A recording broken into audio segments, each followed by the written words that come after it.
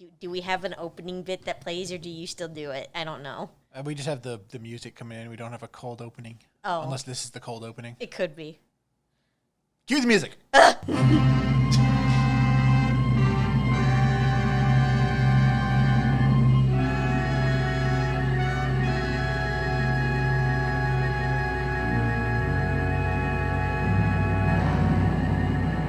I've made a mistake. That was tremendous. Hello and welcome to It Came From 20,000 Podcasts. I'm your host, Gus. I'm Caitlin. And I'm sad. I made a mistake. Would you like to explain what the mistake was? So, I promised when I picked the last movie, which was supposed to be Space Amoeba, it was on Amazon Prime.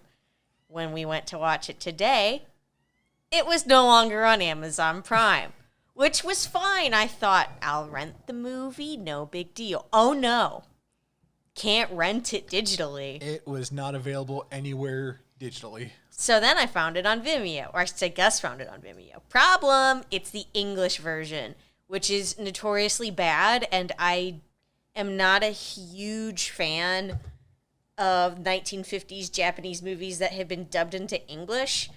So maybe at some point we'll do Space Amoeba when I'm willing to shill out $30 or $40 to buy the damn DVD. Or when you're just willing to watch and subsequently rag on the English dub. I know. I wanted to watch a good movie because we had watched two shit movies, and I know that Space Amoeba is going to be really bad in English, and I really wanted to watch a good movie. So I had a list of three films when I picked Space Amoeba, and the other one was actually the movie I almost picked, which is what we did today, which is actually Invasion of the Body Snatchers from 1956. It's a great movie. I enjoyed it, yeah. The crazy thing about Invasion of the Body Snatchers is it was made again in the 70s, and the 70s version also really good. It's not too often when you get a remake or a reboot or something and both versions are good. I'm trying to think of one off the top of my head. I was going to say The Day the Earth Stood Still. I think the remake of that one, if I'm remembering correctly, was actually pretty good. If you want to talk about the opposite direction, where the remake is so bad, let's look at The Wicker Man. You can name many a franchise. You can look at Wicker Man. You can look at RoboCop.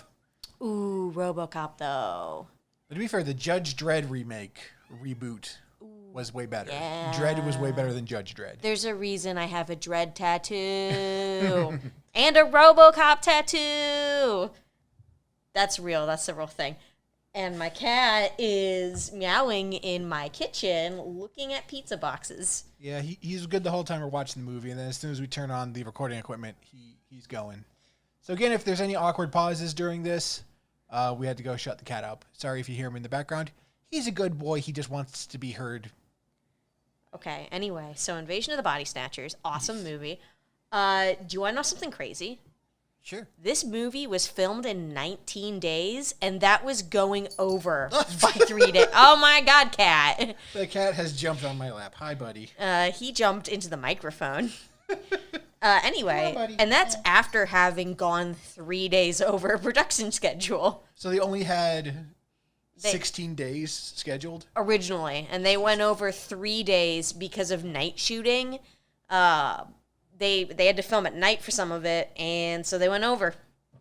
Hey. It's an incredibly fast turnaround time. So Invasion of the Body Snatchers was actually directed by Don Siegel, which is kind of crazy because he's actually known for directing Western films like The Shootist, Dirty Harry, Two Mules for Sister Sarah, and then also Escape from Alcatraz, which isn't a Western, but very notable.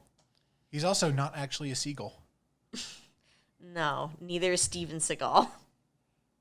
Nah, he's a bird. I couldn't think of a... All I could think of was antelope, and that's not a bird at all. No, but yeah, Invasion of the Body Snatchers was one of his earlier films.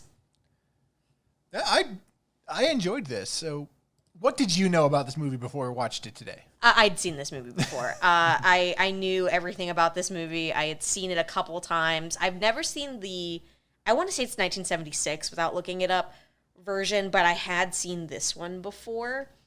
So I already knew about it. I've actually probably seen quite a few of these movies that you haven't, because I'm into these kinds of movies. Yeah, I've only gotten into these movies in the last few years or so. Mm-hmm. Yeah, I've been into this stuff since I was a kid. And even then, for the most part, it's mainly been, like Godzilla movies. Right. I'll get you to watch Gamera sometime. I've got them all. Yeah. So I've heard of the name Invasion of the Body Snatchers and stuff. It's one of those things that's just kind of, it becomes a thing of pop culture almost. Well, it should. It's in the National Film Registry. This movie's incredibly famous. This movie is super influential on horror and sci-fi overall. A lot of 1950s movies are.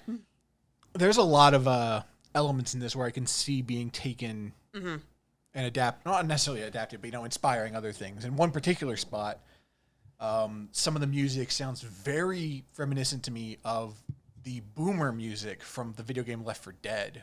Yeah, some of that low piano stuff. The music in this movie was really good.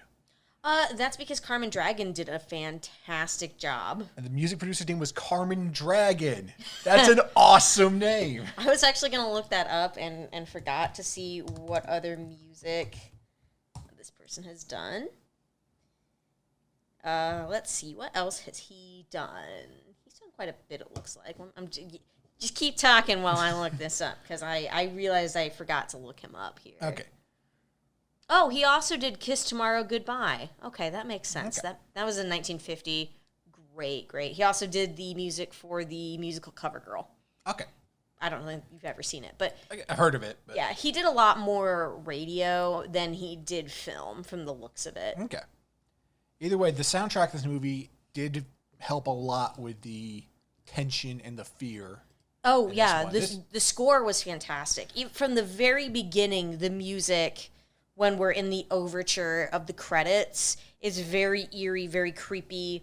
It slows down, it speeds up. You really get the feeling it's more unsettling than scary. Yeah. The music, and which really that's what this movie is. I was just thinking that. I'm not a horror fan. No.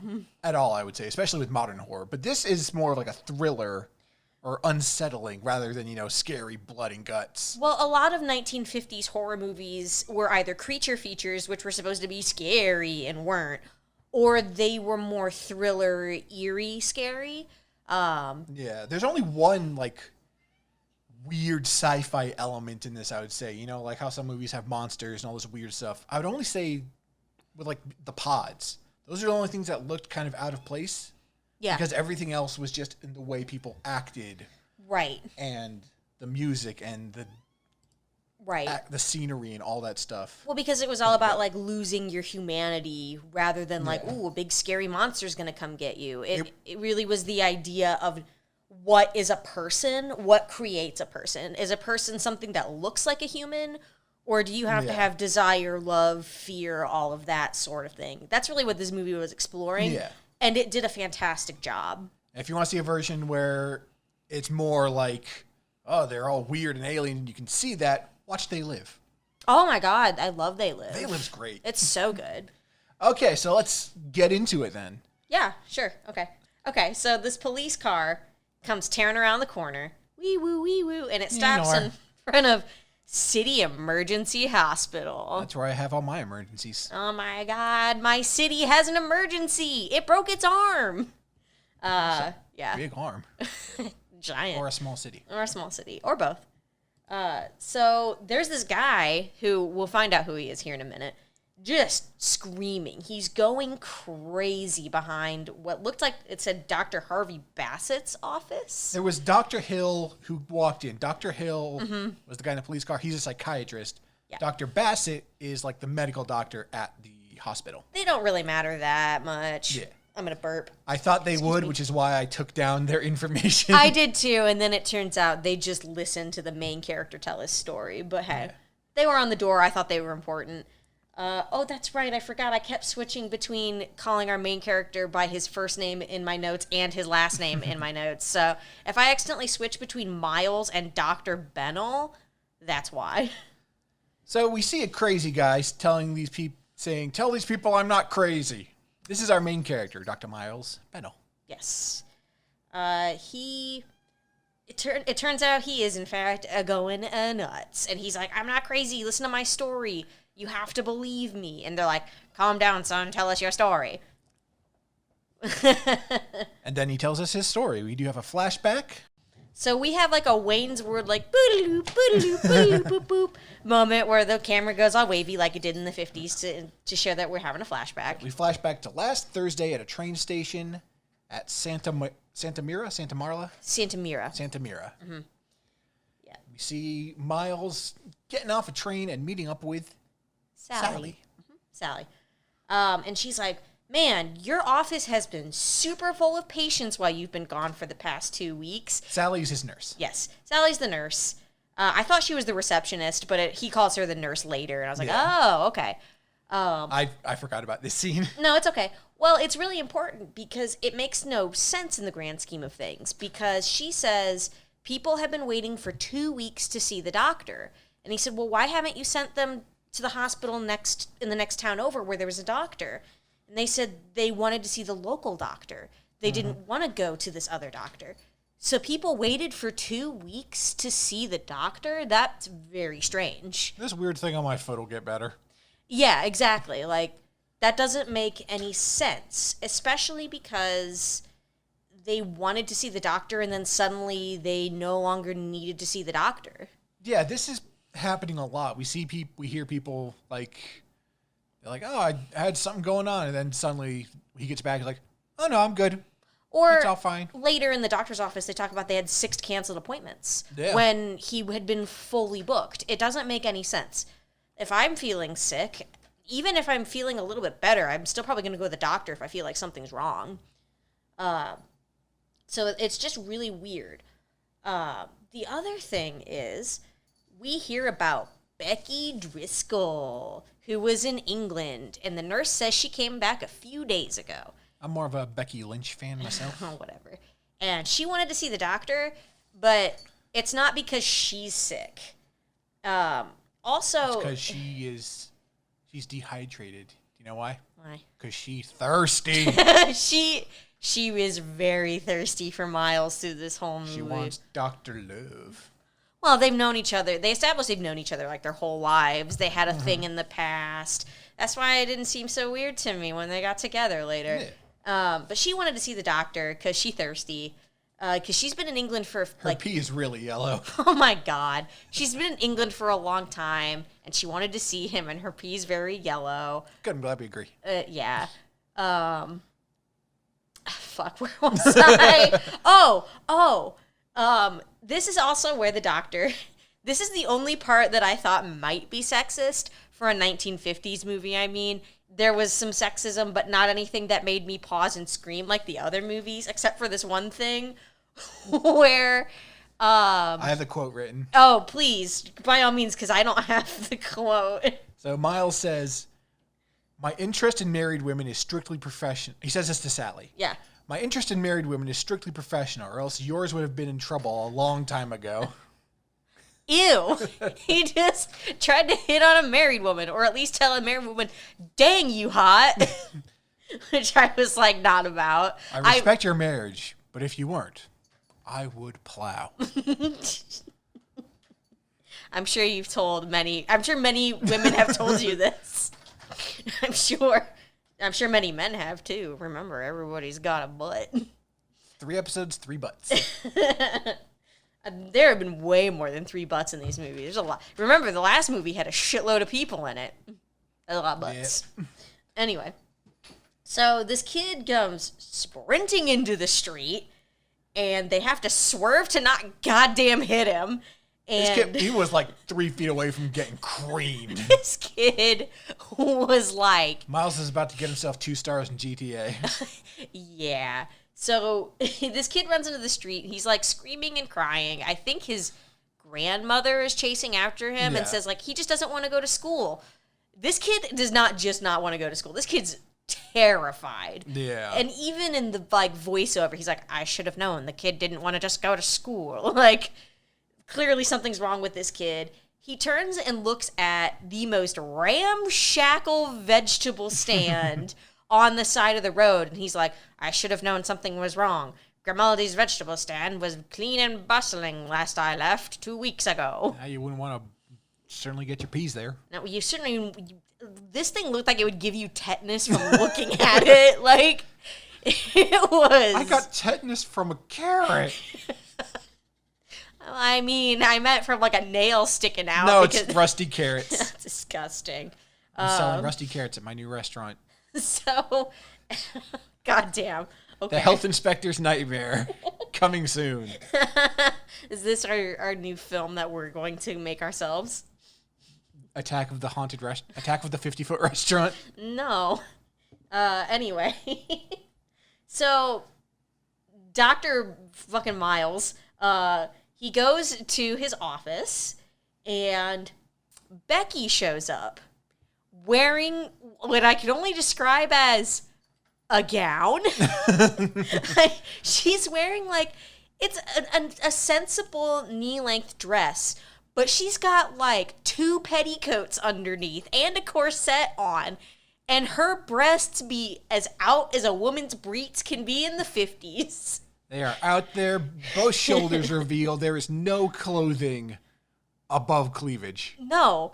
And this gown looks like something you would wear to, like, a real nice restaurant or, like, a cocktail party. And she just, like, I'm just going to slip this on to go see the doctor.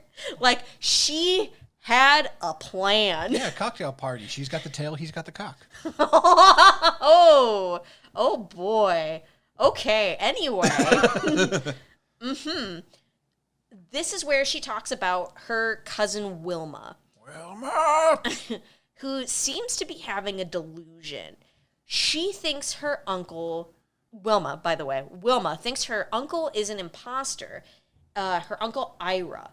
But it looks like Ira. It sounds like Ira, but she doesn't think it's him for some reason. It's really There's strange. something up with him. Also, we hear a line that made me pause the movie for a second because I had to think about it. Because Becky says she came back from England a few months ago. The nurse said that Becky came back from England a few days ago. I don't know if this was an oversight in the script. It never really came back up again. It never came back up again. I couldn't tell if it was an oversight in the script or if maybe it was very early snatching on the nurse's part, on Sally's part. Yeah. I don't really know. I don't think so, but it was weird enough that I wrote it down because it didn't make sense to me. Anyway, he says, I'm completely booked, but I'll try to make it. And then Sally's like, now you have 6 cancellations. See ya. Yeah. And he's just like, oh, perfect. I guess I'll leave. So he and Becky, they go around, they do romantic-y things, kind of, teasing will, they won't, they kind of stuff. They will in about 5 minutes. Oh, they gonna bone. They gonna bone down hard. Yeah. I was going to admit that the cinematography for this movie is pretty good, especially for a movie from the 50s. It is actually very well filmed. One of the problems that you see in a lot of 50s movies, especially like these monster movies and things like that, is camera shots are either very limited or set and they just move around, some slight little pans or zoom ins and zoom outs. This one had a lot of movement, a lot of tracking shots. Like there's this really nice shot of them walking across from one side of the street to another. It's very smooth, and I like it. The other thing about this movie is that it is in black and white, but it's filmed very well. Like the lighting and contrast is really, really well done. Because obviously in the 50s, we had color film at that point, but a lot of movies were still filmed in black and white because of budgeting. And they did a really good job of making a black and white film that was not too dark and was not too light. All of the night scenes, you could still tell exactly what was going on. It was shadowed in all the correct places. So that way, as he's looking around through the dark, you're not seeing what you're not supposed to see yet. And that's one of the things with when you're shooting in black and white, is you have to make sure that you are shooting for black and white. Right, which clearly they were. They knew exactly what they were doing on that set. They did a great job lighting That's a problem that you get with a lot of like TV shows and movies nowadays. If they try and do something with black and white, is that they don't always film for that.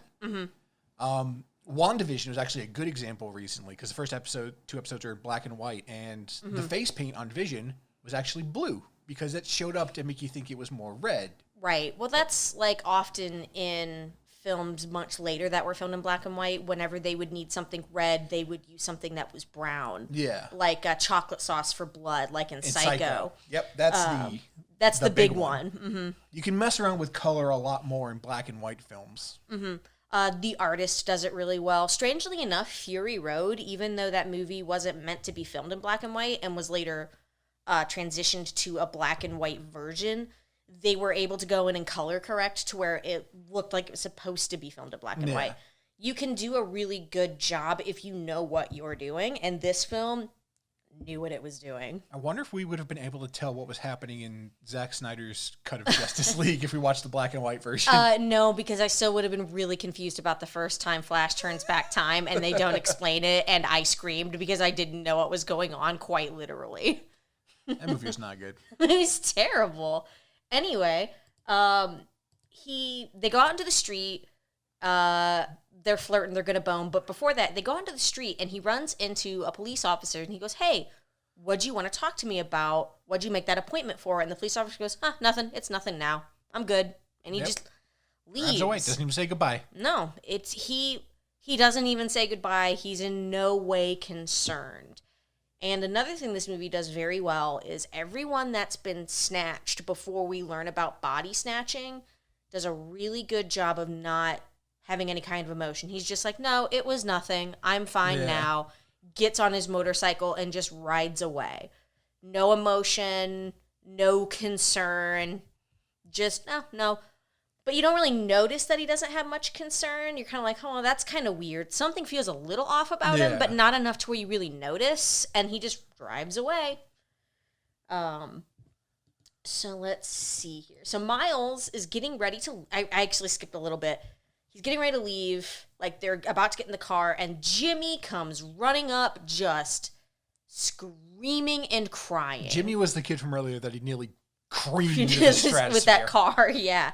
And he's screaming and running and trying to get away from his mother. Like, his grandmother is with him. And he's crying about his mom. And he's saying that she isn't his mother. She's going to get him. And apparently this has been going on for a while. That's apparently why he was crying that morning. Yeah. And every time his grandmother mentions his mom, he freaks out, goes into hysterics, and tries to get away. And he's like, "All right, bring him inside." Yeah. Gives the kid nondescript drugs. That's always good for children. Good for character. I'm sure that it was probably just something to calm him down.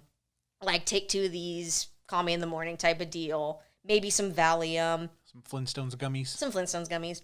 Says, stay with your grandmother for the night. Yeah. I'll look at him again tomorrow if he's not calmed down. Yeah. Something's obviously bothering him. Maybe she was just mean to him this morning. We don't know.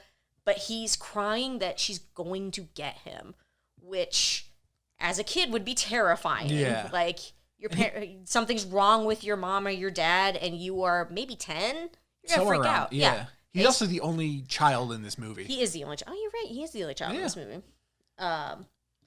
Like, she also mentioned he found him in the cellar. Yeah, like, he was hiding. Yeah, this kid did not want to be found. Hiding. And I know she said cellar, but I was just picturing Ralphie from Christmas Story hiding under the sink. You want some? Here's some milk. Or, sorry, Randy. Oh, yeah, Randy. Daddy's gonna kill Ralphie! Yeah.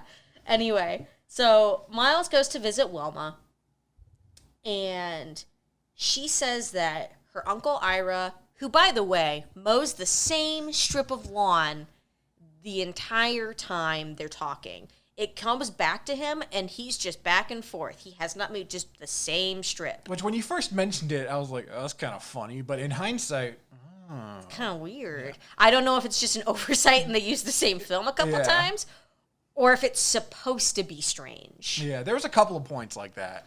Yeah, where somebody does something like, was this for the film? Was this intentional, or was it just a an oddity of 1950s filmmaking. Also, I know his name was Uncle Ira. I kept writing down Uncle Iro. You know, he has an obsession with tea and honor. Wilma, you must find your honor. Your honor is not with the Avatar. Anyway, she keeps insisting that Ira is different. It's not something she can see. Just hits different. It just hits different. Like, she specifically says, like, he looks the same, he acts different. There's something about him. The light in his eyes has gone out. But she specifically mentions that he has all of his memories, down to every last detail. Yes, he can remember, because Miles says, well, clearly there has to be something, if this isn't him, there has to be something that he and you would know and no one else would. Like, you know, like, if I have a clone, this is my thing that I would know. You know, that stupid question you ask people, like, what would your if I'm an evil clone question be? That sort of stupid thing. But no, he remembers everything. But there was a special look in his eye that seems to have gone, is what she said. Basically, like the life has drained from his eyes, is how I took that. That's how I wrote it down. Yeah. Kind of like in Jaws, like, it had a doll's eyes type of deal. Like, there's nothing there. He's alive, but different somehow. Yeah. He's alive, but he's not living. Right, that sort of thing. And Miles just like, well, I'm going to make you an appointment with Dr. Kaufman. You just need a psychiatrist, which would have been heavily frowned upon in the 50s. Like, if you had to go see a psychiatrist, something was wrong with you. And she's like, oh, no, there's nothing wrong with me. There's something wrong with him. I'm fine, is what she insists. Because in the 50s, if you had to go see someone or, like, take pills, it wasn't like now where, generally speaking, that's more accepted. That would have been like, oh my God, the end of the world. Like, did you hear about Sally down the street? She has depression, you know? Like, it would have been whispered about type of deal. So it would have been a big deal, but she agrees, even though she says there's nothing wrong with him, or with her, and it's all him. And I was just like, nah, you're fine. Again, we hear all these people wanted to see him and that they all said they were fine. So he's like, oh, they were fine. He ignores it. Doesn't think anything of it. He specifically said he should have thought something of it because there were so many people. Yeah, he says that in his like voiceover. There's some voiceover that's going on. Because remember, this is still a flashback. Right. And he's like, I should have seen that something was really wrong because all of these people canceled their appointments and suddenly said they were fine, but I ignored it. Because I'm a man of science. Yep. There's nothing really wrong. They just need to see Dr. Kaufman. Danny Kaufman, who is the psychiatrist in this town. The witch doctor, as they call him. Yes, the witch doctor for some reason. So anyway, Miles gives Becky was hanging out there too. Yes. With her cousin. He invites her to dinner, and he's honestly, I'm not going to lie to you, for a 1950s man, kind of actually charming. He's not that, he doesn't say anything super sexist here. He's just like, let's go to dinner, Becky. And she's like, okay. Like, he says, like, he makes, like, some naughty jokes, but, like... You know, it's nothing like, it's not, like, sexist. It's like, oh, we're going to have sex later. Not like, you're my property. Right. Kind of stuff. Like, they end up kissing later, and I'm not mad about it because they've known each other for so long, and he's actually charming and not shitty. Yeah, there's actual chemistry between these two. I feel like there's a legit connection. Yeah, like... Which, you know, kind of helps because they established beforehand that they've known each other for years. They've known each other for a very long time. Because if there's one thing I hate in these fucking B movies, it's meet my assistant, the charming mathematician, Martha, and then like 10 minutes later they're making out. 16 hours they're lifelong lovers. Hate it. I don't even hate that in just this movie. I hate that in like all movies. I hate it. It's like my least favorite thing. Anyway, so let's see here. So while they're on their way to the date, there's a car backing out. It's actually Dr. Kaufman. It almost rams into them. What's with people getting almost hit by cars in this movie? I just realized. Yeah, because he's leaving the restaurant that they're about to go into. Yeah. And he goes, hey, Dr. Kaufman, I want to talk to you. I'm going to send you a patient tomorrow. And Dr. Kaufman's like, oh, all right, whatever. And he's like, and Dr. Kaufman says, like, So it's like she's thinking like her sister's not her sister or something. It's like, well, that's pretty dang close. He's been seeing this kind of thing a lot. He says it's contagious and that it's a epidemic of mass hysteria. Yeah, like a lot of people are claiming people they know aren't those people. Right, and he goes, well, what could be causing such a mass hysteria? And he's like, oh, everything going on in the world. This is post-World War II, baby boom. There's a lot of really, we're in the middle of the Cold War. People are stressed out. They're, triggering mass hysteria. I would believe that. We have seen in reality in the past where things like that have happened, where there have been triggerings of mass hysteria, like the dancing plague in the medieval era that I can't remember the years that it happened, where it was like a strange hysteria that overtook everyone for some reason and no one knows why. These things happen. Yeah. Excuse me. But yeah, he's like, oh, it's seemingly contagious. I don't know why. Nothing to worry about. He's basically, there's nothing to worry about. I'm going to take care of them. Have a good dinner. See ya. Yeah. I'm Audi 2000. So Miles and Becky, they head into the club. This is when they kiss. Ooh, yeah. Nice. And there's a good sex joke here that I wrote down. I missed it. They kiss and they're walking into the restaurant and she goes, is this an example of your bedside manner? And he leans in and he goes, no, that comes later. And I was like, ooh, what a good one. What a smooth sex joke line. Yeah. And I wrote it down because I, for some reason, really liked that one.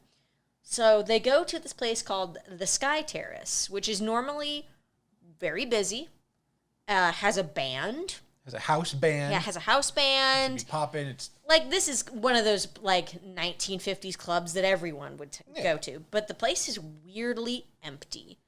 He says it's been going on for a couple weeks now. They had to let the band go. The owner is the bartender because they can't... I'm assuming because they can't afford anyone else. That was my guess, too. Because he was like the maitre d'. Like, he did everything. Greeted them. And he's like, hope you didn't have to let the bartender go. I am the bartender. Starts making them some martinis. Oh, this upsets me because multiple times in this movie they waste good gin. I'm a huge gin person. I have 3 different types of gin that I can see on the shelf, and I know there's 1 or 2 more hiding in the back. We have a liquor shelf. I have a lot of gin. It's my favorite. I have some expensive gin too. So they get some very dry martinis, which they don't get to drink because there's a phone call. There's another emergency patient. They have to cut their date short. What a waste of good gin. So Becky goes with him. He's like, oh, well, maybe it won't be too long. And they go to the Belize residence with Jack and Teddy Belize. Yes. And I wrote this down because it made me kind of laugh. Where Teddy comes out and she's all upset and she's like, oh my God, I'm so glad you're here, doctor. And she's crying. But then she sees Becky and she's like, hi, Becky. And then she's fine. And she's totally fine. Becky is a very calming soul. Apparently. She's still wearing that fucking gown from earlier, by the way. She does eventually change, but this gown has gone from day to night wear. So Jack and Miles talk, and Jack's like, you're not going to believe this. I'm just going to have to show you. And he doesn't want them to call the police. He wants them to just see it first. Right, because it's fucking wild. So they go into their bar room. It's a nice-ass house. This is obviously a bit... Whoever this Jack dude... Folks. Yeah, they mentioned what he did, but I don't remember. It was a passing line about what he did. But probably Bitcoin. Probably 1950s Bitcoin. It's just bits of coin. He welds them together. So they go in and... He's like, it's on the pool table because there's the only room you ever really see in their house is this bar room where there's this real nice bar and a pool table. And he pulls down what's clearly the cover to the pool table, because you would cover a pool table. I don't know if you've ever had one. I grew up with one. And he pulls the cover off and there's what looks to be a dead body there. And everyone is very calm for looking at a dead body that showed up out of nowhere. That looks exactly like Jack. It looks very, very similar to Jack. It's missing some of those finer features. Yeah, it looks vaguely like him, but it's missing things like the folds in his face. Yeah, they try and take its fingerprints to identify it, but it has no fingerprints. It doesn't have fingerprints yet. Also, one thing I'll say is that when they first reveal it, they pull the cover or blanket back. Mm-hmm. The blanket still kind of covers a lot of the face. It kind of does, doesn't it? Well, I think they wanted to have a little bit of more, like, at first they wanted to reveal, like, oh, it's a body. And he kind of looks at it, and then they pull more back, and then you're supposed to realize, like, wait a minute. Yeah. This isn't just a body. This looks very, like, eerily similar to Jack, who is standing right there. But it's missing those fine details. Yeah. To where it's clearly close to being Jack, but it's not quite him yet. I even have here when they take the fingerprint samples of him. He takes the fingerprints, and $5 says the body doesn't have any. My next note is $5, please. Yes. This is also when I noticed that the body was on a pool table. I missed that. Yeah. It's clearly like it's turning into him almost. Like as time progresses, they're noticing it start to become more and more like him.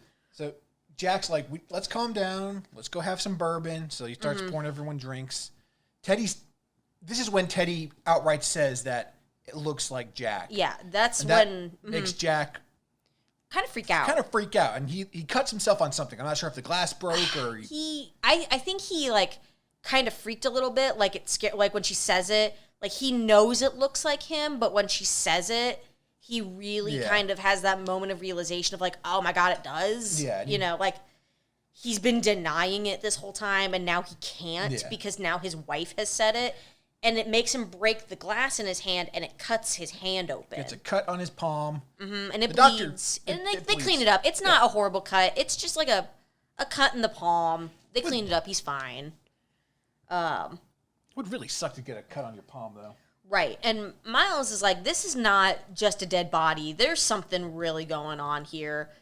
Don't call the police. Now, here's something fucking wild. He says, okay, Jack, sit with the body, your body, this body that looks just like you overnight. If nothing happens in the morning, call the police. If something does happen, call me. And then he goddamn fucking leaves. He leaves this dude to look over what is essentially his goddamn dead body on his pool table. He goes back to Becky's place so they can bone down. Yeah. He does. He's like, okay, come on, Becky, let's go fucking boner. And they leave. And I literally wrote, Miles fucking leaves. He leaves him there with the thing trying to take Jack over. What the fuck? Like, call the cops if anything else happens. Why not call the cops now? There's a dead clone. So. Or is he the original? Oh, we don't know. Anyway. We just watched Invincible. Actually, we do know. But he goes in, they go into Becky's house. I just kept thinking about the Maulers from Invincible. Oh, God, anyway. So they go into Becky's house, and did you catch that he calls her a wench? You're a forward wench dragging me into a dark hallway to be kissed. And she turns the light on, and she's like, what the fuck? And he's like dude, no. I'm scared of the dark. I'm scared of the dark. And he's like, no, it's a compliment. And she's like, oh, and she turns the light back off. No, he turned the light back off. Oh, I thought and then she did. And then when she started talking again, she turned the light back on. I thought she was flipping it on and off herself, like, hey, I'm afraid of the dark. Oh, come on, baby, let's go. Okay, turn it off. Hey, wait a second. Then turn it off again. That's what I thought she was doing. I didn't realize it was him flipping it back on. So, they're being a little saucy. They're being a little saucy with each other. Becky's... After he called her a wench. Becky's a little uneasy, whether because of the wench or because of the dead clone. But then... Yeah, but she's kind of into it. Like, she's still like... we could, though. But then her dad was in the basement? There's someone in the house. It's her dad. It's her dad. That jump scare was... That scary moment. Not necessarily a jump scare. It's not really a jump scare. It's just the light turns back on again, and but her there's dad a is there. sting. It was played up as something scary, then it's like 3 seconds, and it's her dad. And she's like, what are you doing here, Dad? And he's like, I was in the basement. Working in my shop. And she's just like, okay, night, and goes upstairs. To be fair, what is scarier to a guy trying to get some puss than the girl's dad? I don't know, you tell me. We've been together since we were 17. 10 years. I'm sure you were afraid of my dad at some point. Well, at some point, probably. Well, I did know your dad for a few years before that. Anyway, so we cut back to Jack's house, and dead body Jack on the pool table, its eyes open. Dun, dun, dun. And Teddy notices, she screams. Jack is asleep on the bar behind her, which is very important later. We don't know why yet, but it ends up being important. But she looks at the dead body, and it moves, and she sees its hand, and the cut that was on Jack's hand is now on the body's hand. It has developed the cut. Yeah. Anything that happens to someone's body while they're in the middle of being, I guess, snatched, as I called it, happens to the new body. So Teddy naturally freaks the fuck out. Oh, she absolutely screams in terror. She grabs Jack, they rush out of there. Which, I mean, I would too if the dead body of my husband was coming to life and, like, looked exactly like him, because now all those smooth details now look exactly like him. They're now more detailed. Like, it is now fully him. Yeah. And they don't get in a car and drive. Oh, no. We actually don't see. They just, they run out of that room, and then they're at Miles' place. I like to think that they ran there, because I just have... That's definitely funnier. I have a lot of times when people, like, go to drive somewhere, or they just, like, leave a room, I always put they run too. So in my brain, they didn't get into a car and drive there. They just sprinted the whole way. Because it's funnier to me, and it makes sense when I'm typing, because it's faster. So she's screaming to Miles, like, the body moved, it moved. I saw the cut on its hand. It looks just like him now. So they give her a drink, probably gin, to calm her down, which I guess if someone's freaking out, sure, why not give them a little alcohol? And they're like, we have to call Dr. Kaufman, because clearly she's crazy. Like, clearly crazy. So Miles calls Dr. Kaufman, tells him to get on his way, and then Jack says... He mentions Becky for something. Like, hey, how's Becky? Like, do you think Becky's okay? Yeah, do you think Becky's okay? Why does he mention Becky? Why is he just like, hey, you think Becky's okay? Like, I mean, she was there too, looking at the double. I guess so. The only reason I could think he even mentions her, because there's no reason to mention her in this moment, is like, do you think she's mentally okay? To me, there was no real reason for Jack to be like, wonder how Becky is. But either way, it, like, clicks in Miles' head that, like, oh no, Becky's not okay. Like, he has almost like a sixth sense. You know how when you just feel like something bad has happened, like almost like dread, and then you get a phone call and it's like, oh, your dog got sick or something. I didn't want to say something sad. So Miles freaks out, hops in his car, and drives over to Becky's place. He gets out of the front and doesn't even put the car in park. He just lets it roll into the curb. Every time this man drives, as he's driving, for some reason, he's just continuously hitting the brakes while he's driving. This car, anytime it is driving, is not driving smoothly. It's like jerking back and forth, like he's fucking taking his feet off of the gas and hitting the brake continuously. I wrote a note about that later. Anyway. So he runs up to Becky's house. He's still in his dressing gown. He's looking like Arthur Dent from Hitchhiker's Guide to the Galaxy. And he pauses, and he's like, wait, I don't know what's wrong. I don't know why I feel like something's wrong, but I should sneak into the house. I shouldn't go through the front door. So he goes around, and he does something that I like that they do in movies, which is where they don't just, like, break through glass with their hands. They'll protect themselves by doing things like hit it with their elbow because there's cloth, or take a piece of clothing off and break a window. Because that's how you would break a window in real life. I don't know why. I just like that attention to detail in movies sometimes. It's a weird thing that I notice. There's a nice bit of detail here. Hi, buddy. Mm-hmm. Walter's back. Oh, he's sleeping. Anyway, go on. So he goes into the basement. He's looking around. Mm-hmm. And he pulls a match out of his pocket and lights it. Yeah, he lights a match. Mm-hmm. He's looking around with it. And he's like, where did he get this match from? Why does he have this in his robe pocket? Mm-hmm. When he was calling Dr. Kaufman, he lit up a cigarette. He had lit a cigarette, and he had pulled the match from his pocket of his dressing gown. So he was smoking earlier, whether he put the cigarettes in his pocket or if he had them there in the first place. Mm-hmm. I knew what you meant. It just makes sense. It makes sense that he had these matches. They're not just random, and I like that. That's a good, clever bit of writing. The other thing that I noticed is that he lights these matches. He has to light more than one because they actually burn an appropriate amount of time that a match would burn. And it also gives off the appropriate amount of light that a match would give off. He doesn't strike it and then suddenly everything illuminates like you see in some films. Again, going back to the production, the light that it produces makes sense for a lit match, and I really like that attention to the detail. And it also helps because he constantly goes back into darkness, makes things a little creepier. Mm-hmm. Every time he has to light a couple of them to like look over here, look over there. And sorry, the cat is doing something weird that he's never done before. Anyway, so he's looking in what I think are kind of odd places at first, like under this table. Yeah. And then like he looks in like a big trunk. Yeah. And then he looks into what almost kind of in basements or cellars, they would have like a big built-in, I guess in a basement it would have a cellar.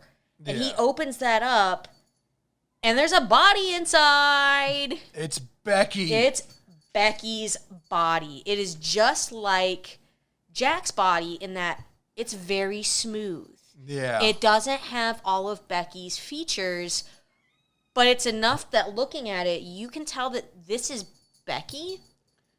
So that's unsettling. That's not cool. Oh, it's real fucking scary. And so he goes sprinting up the stairs very quietly, and he stops when he gets to the top, and he opens up the bedroom to her dad's room first, and sees that he's sleeping. So it's like, okay, so he closes that door, and then he very quietly sneaks into Becky's room where she is asleep, and he tries to wake her, but she won't wake up. So you try to wake someone up. What do? Do you, A, continue to try waking them, B, wait for them to wake naturally, or C, steal them out the goddamn bed? He just picks her up and carries her out. And then... he doesn't just carry her out. He, like, fucking heists her ass out of that house. And then in the next scene, she's just awake. Yeah, she wakes up. I thought there was going to be a much bigger deal. I thought it was something like... I think because she was in the process of her body being snatched, it must have been harder to wake her. So he just had to, like, pick her up and like, take her with him.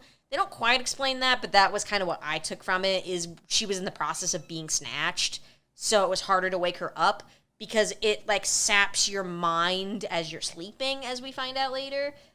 But they go back to Jack's house, and Jack's body is gone. And there's a blood spot from where his hand would have been on the pool table. That's like, going to be a paint to wash out. Yeah. A little club soda, I'll take it right out. But clearly it must have been, because the hand had been bloody from when it got cut. So when he got up, he would have made a blood spot on the pool table. But he gone. Mm-hmm. Like, that body got up, walked away. And so Kaufman shows up, and he's like, look, there was a body here. We know there had to have been a body here because there were 3 witnesses to the body. But it was clearly a murdered body. Maybe someone killed it with an ice pick or something. Kaufman is very skeptical about all of this. He's got an answer for everything. That makes sense. You'd be skeptical, too. Yeah. And he's like, no, there's clearly an answer here. You saw a dead body, clearly, because 3 other people saw it. But someone obviously took the body for some reason. Maybe someone wanted to hide it. And he goes, well, what about the body I saw in Becky's basement? And he goes, you did see a body in Becky's basement. In your mind, it wasn't real. You saw this body, so when you went there, you freaked out. You have caught the hysteria that everyone else has caught. So Jack, Miles, and Kaufman break back into the basement.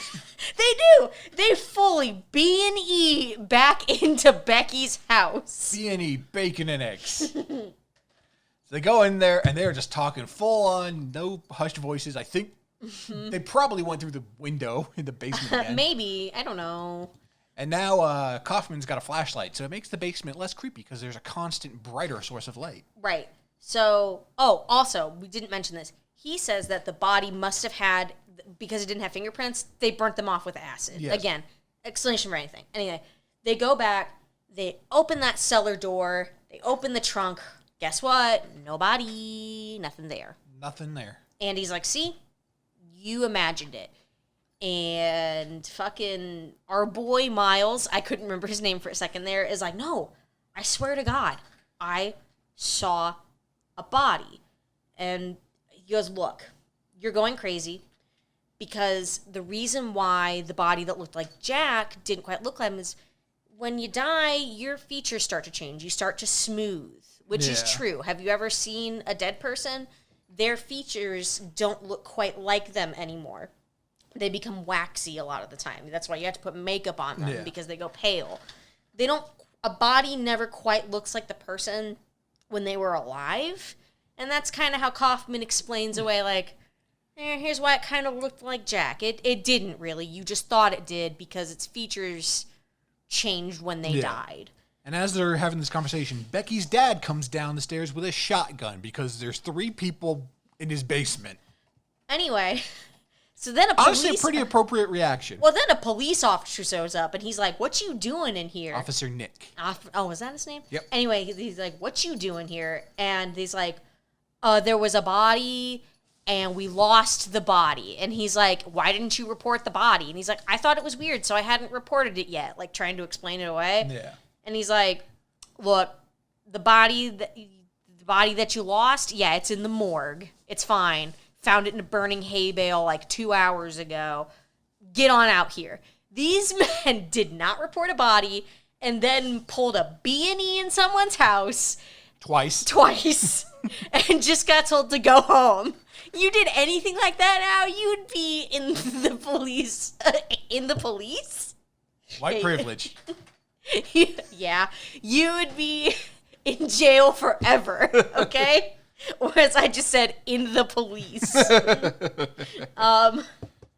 So the next morning, Becky's making Miles some eggs. And I don't know if you noticed, but he's like, oh, how long you gotta boil them eggs, sweetheart? She's like, oh, 2 minutes. Because, I think she's making soft-boiled eggs. And he's like, oh, 2 minutes. Like, well, you fucking say so, you goddamn idiot. Like he's judging her boiling of eggs. He's just like, ugh, for some reason. And I thought it was really funny, so I had to write it down. Because he was just like, okay. Yeah, they are back at Miles' house for this. Becky's... I thought they were at Becky's house. No, they're at Miles' house. Oh, I thought they were at Becky's house. Whatever. Either way, she's boiling him eggs. Yeah, they're at Miles. Becky's there, and so are Jack and Teddy. They're still there, too. Okay. For some reason, I thought it was Becky's house, but they also weren't 100% clear. I wasn't paying... I would think I was typing. And Jack and Teddy are... Miles lets them, like, hey, you can stay here a couple of days. You had a weird fucking thing going on with your place. It's okay to stay here for a couple days. He's being a good friend. Yeah. And they hear this loud bang, and Miles freaks out. Understandably. Because it's from the basement where everything happened, and he opens it, and it's just the gas man. He's just there. He's just like, I was looking at your gas gauge. I'm from the 50s, and then he just leaves. And then I wrote this down because in every movie from the 50s, this always happens. Jack shows up, Becky makes him coffee. Yep. Because I have been keeping track of when women make men coffee in these movies because it kills me how often she's just like, I'll make us coffee, and then she shows up with coffee. This started when we watched the Gigantic Claw or whatever. The Giant Claw? Yeah, the Giant Claw, which we haven't done an episode on yet. We will. Maybe we will in someday. the future.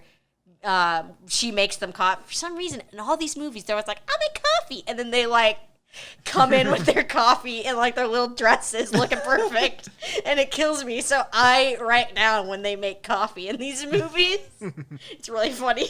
This is also when we find out that Miles and Becky were both married, not to each other, but to other people. Yeah, they were married. They're not anymore. Yeah, they're not anymore. Miles talks about how him being a doctor put a strain on his relationship with his former wife. Yeah, because he was never home because he worked all the time. It's like, don't marry a doctor. And Becky's like, well, I like a doctor. Yeah, she's like, but I'm into this doctor because we boning anyway. And a friendly reminder that this is still a flashback. This is still a flashback. So, Wilma? Yeah, Wilma shows up. Wilma! And the prehistoric honeymooners. She's like, hey, I don't need to see Kaufman. I was wrong. Ira's fine. And Miles is just like, well, all right. Call Becky later. Bye. Oh, Miles bumps into her on the street. Yeah. Still. he's like, okay, just call Becky later, bye. Like, he thinks nothing of it. He just, like, deuces. Doesn't think it's weird. Isn't like, are you sure you should, again, maybe have a follow-up? Yeah. So Miles goes to his office, and who's on the couch? Jimmy. And he's fine. Jimmy's there with his mom. Yeah. And Totally fine. Totally fine. That resolved quickly. Miles is... Didn't it? Miles is very confused. He's like, wait, this kid just the day before was screaming and crying, and I know I gave him what I'm assuming is Valium yesterday, but the way he was freaking out, he should not be fine yet. He should still be scared of this woman. So then, I won't remember what the context of what I wrote down next is, but so many dry martinis never get had, what a waste of gin is my next note, because they go to like a house party, or like they're having like a barbecue at, whose house is that? I'm pretty sure, I have it as Miles' place. Oh, I think it was. It was like Miles' house, and they were having like a barbecue or something, and they made more dried martinis that, again, they never got to drink, and I think I was really sad about it, so I wrote it down. Because what a waste of good gin and vermouth. We have gin and vermouth. I don't have vermouth. I thought I bought some. No. I should get some vermouth. Anyway, all of the sudden, we cut to a weird-ass, disgusting, oozing plant. In the greenhouse in the backyard. Yes, in the greenhouse in the backyard. I'm not sure why he went into the greenhouse in the backyard. He just kind of walked by it. The door to the greenhouse was open. Oh, and that's the right. barbecue pit was like right next to it. Oh, that's right. He was probably like, why is that open? That's weird. So we kind of went inside just to look, and there was just this disgusting plant. And when I say it's disgusting, it's like this oozing, and it's probably about the size of maybe a crock pot or bigger, if you know. I thought it was a bit bigger than that. Yeah, but that was the first thing I saw up there that I thought maybe it was about that size, just to give it a size. And it's like getting bigger and bigger and cracking open, and bubbles are coming out of it, and it's like this weird ploppy, gross white liquids coming out. And it probably smells bad, I would assume. And it's happening rapidly, and it grows into a person. Wherever these bodies are coming from, they are coming from these plants, and they look exactly like someone else in the town. And there's not just one in here. There are 4 in here. Yes, there are 4. And they have no idea what happens to the bodies when they're done growing. As in, like, the human body. The body that is alive now. So, like, your body, if you were turning into one of these things. And they said, well, they must die. The human being must die, and these take their place. Yeah, all 4 of them have seen it now. Yes. So Miles realizes that Becky's father must have planted a pot in the basement to grow her body. So they start figuring out that we have to look at everyone because they look and act exactly the same as their counterpart, other than they've lost their character, they've lost their humanity. What makes a person a person? Because Becky even says that something with her dad changed, but she didn't really think about it because she'd been in England for so long. Right, she had been in England for years, so she thought that, well, maybe he's just a different person. People change after a few years. I'm not the same person that you knew 5 years ago. Yeah. So this is when I started actually putting in, like, body snatchers and snatchers. If I call them the snatchers, I'm talking about body snatchers, because they never call them the body snatchers. Yeah. But because it's called the invasion of the body snatchers, I just started calling it, like, being snatched or snatching, body snatchers, the snatchers. So if I start calling it that, that's why. That's what I put in my notes. I usually refer to them as doubles.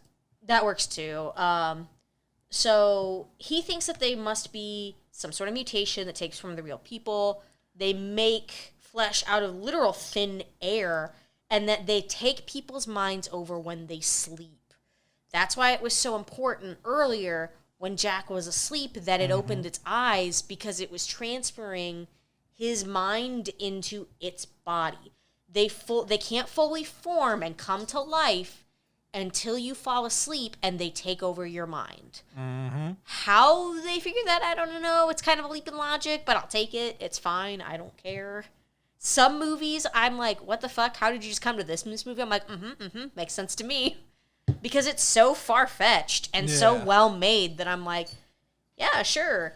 So, Miles and Becky run back inside. Jack and Teddy are guarding the bodies, making sure they don't, like, escape or come to life or anything, because they still don't know 100% what's going on. Right. They're like, oh, man, it's forming into anyone could be a snatch. Yeah. Like, could have been snatched at this point.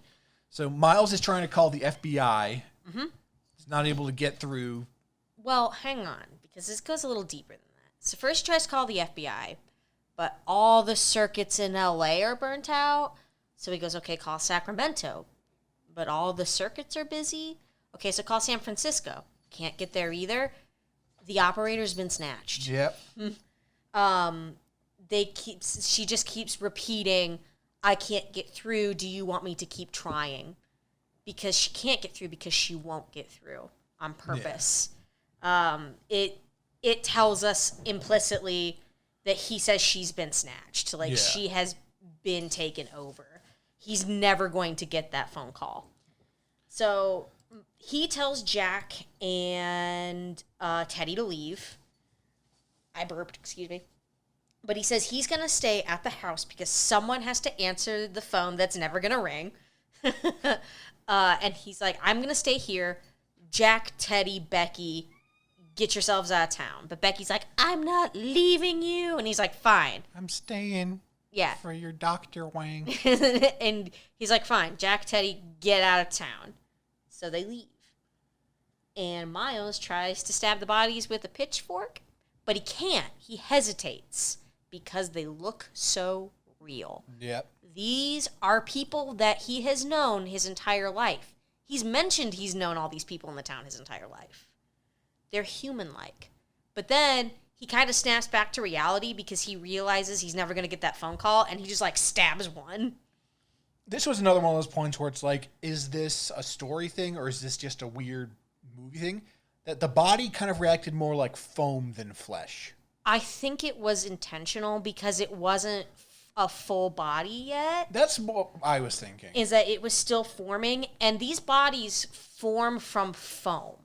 Like, as these things crack open, there's a ton of foam that comes out of these pods. Yeah, it's like bubbles surrounding them. And the bodies come out of these bubbles. So my thought was that they weren't solid yet and were still forming, and that was an intentional choice. I don't think that was a weird, like, 1950s error. The music also got very intense and creepy here, and I really liked it. Yeah. So then he does a really weird thing to me, where he's like, operator's been taken. Let's go use the payphone because they won't have been taken?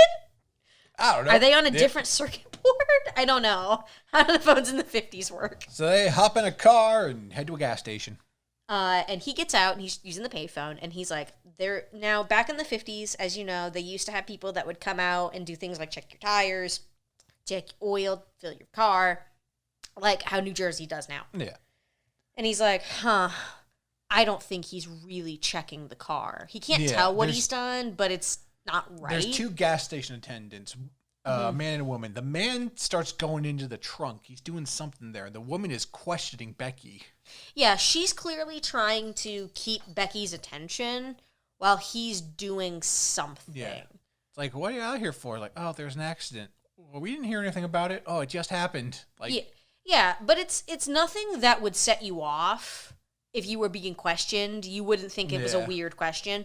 So Becky doesn't think anything of it, but Miles notices because this guy's suddenly in his trunk, and he realizes it. So they get in the car, they drive away, and he stops, and he gets out of the car. Becky gets out, and she fucking walks over with him. And guess what's in the trunk?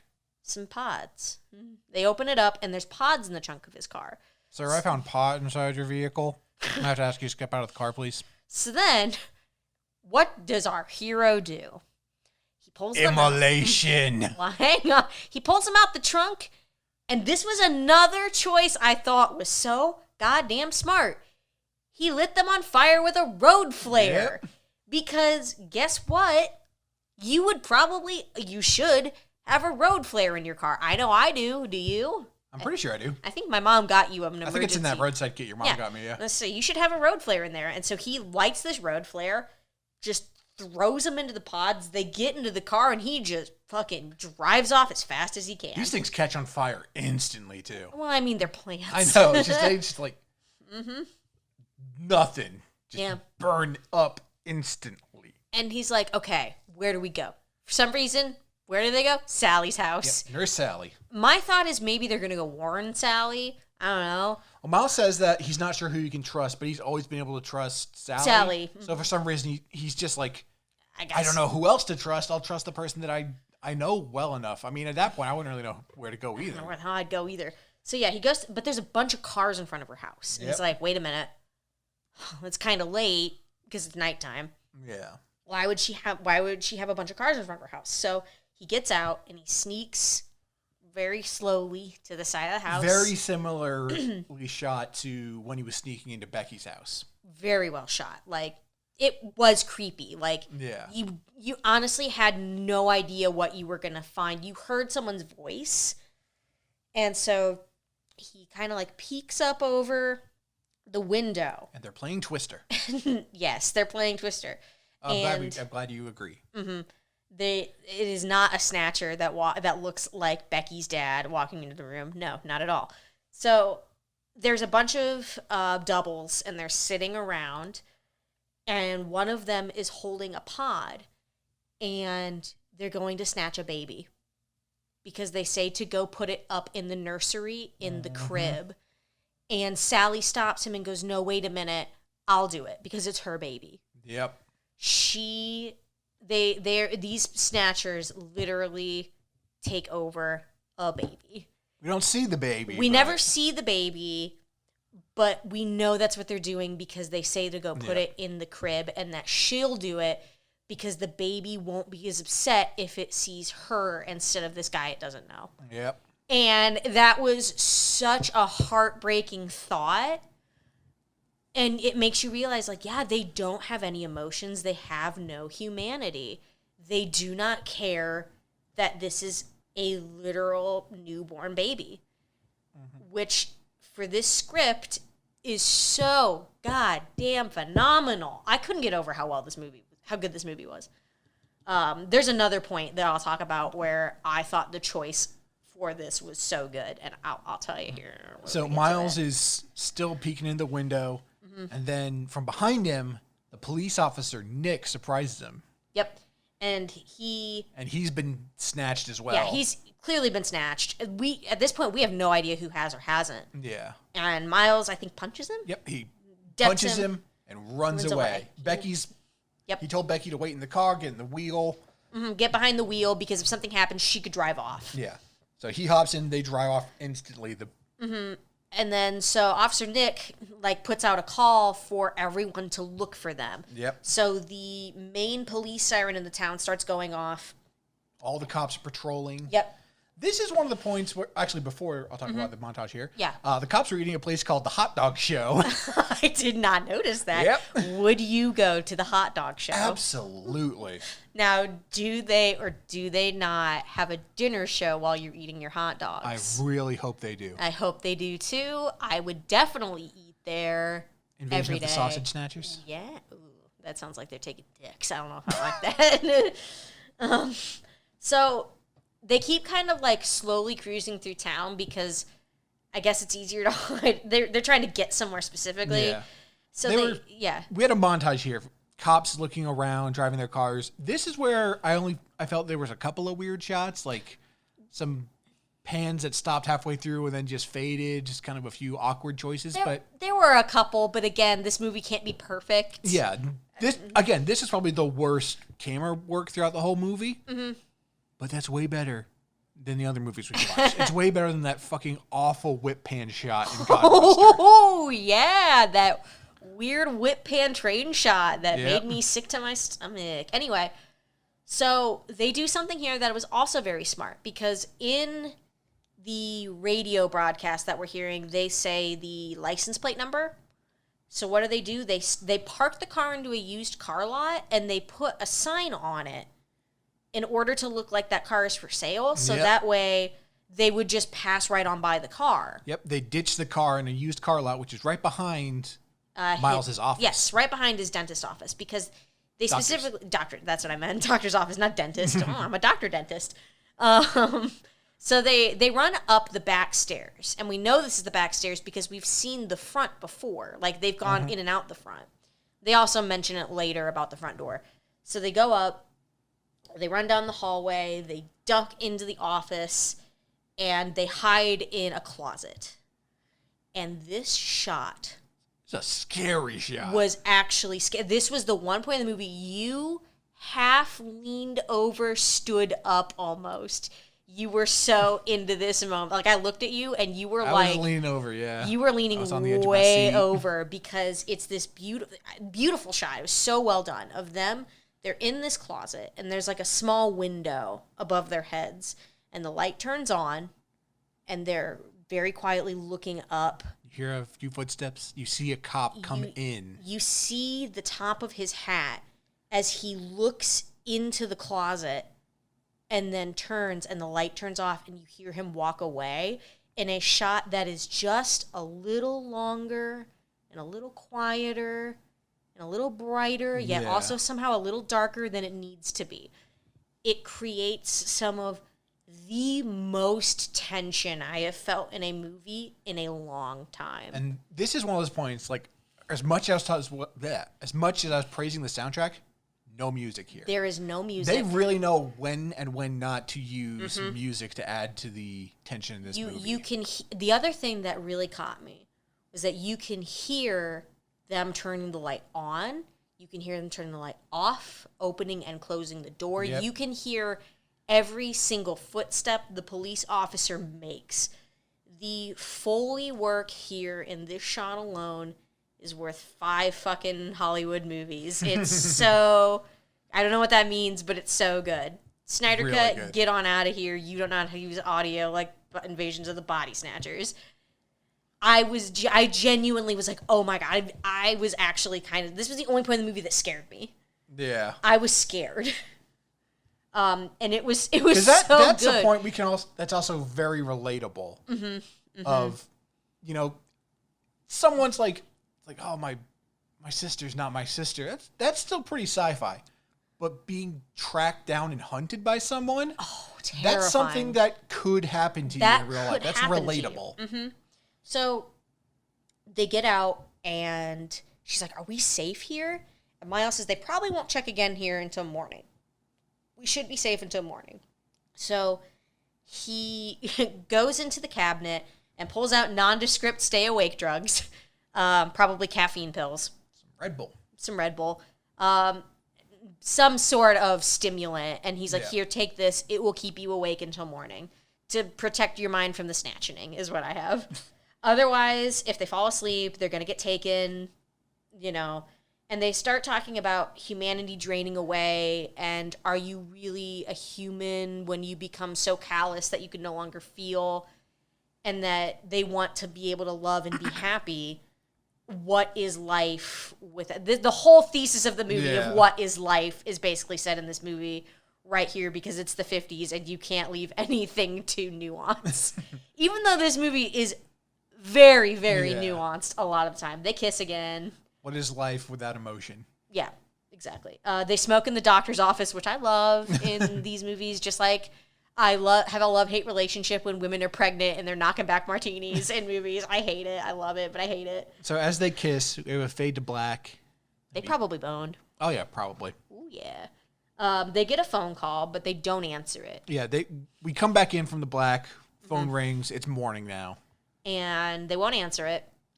And she says, why won't you answer it? It could be Jack. And he goes, Jack wouldn't call me right now. He knows the situation's too sensitive for this. Right. And he says he would just come here. How would Jack know to go there?